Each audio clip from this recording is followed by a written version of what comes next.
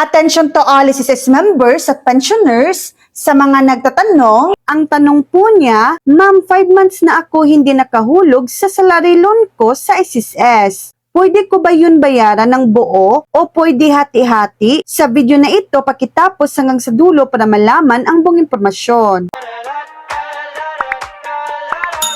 Oo, pwede ninyong bayaran ng buo o hati-hati. Narito ang detalyadong paliwanag. Pagbabayad ng buo, pwede ninyong bayaran agad ang buong natitirang halaga plus interest plus multa sa anumang otorisadong bayaran. Kung sakaling bukas ang SSS Consol Loan o Condonation Program, kapag binayaran ninyo ng buo sa loob ng takdang panahon, maaaring ipawalang bisa ang lahat ng naipong multa. Pagbabayad ng hati-hati, kahit 5 buwan nang hindi nakahulog, pwede pa ring ituloy ang karaniwang buwan ng hulog. Pero patuloy na dagdag ang multang 1% bawat buwan sa bawat kulang na bayad. Mas maganda kung sasali sa Consol Loan Program, pagsasamahin ang lahat ng utang, pipiliin ang hulog na akma sa inyo at maaring tanggalin ang lahat ng multa kapag nasunod ang kasunduan. May paunang bayad na hindi bababa sa 10%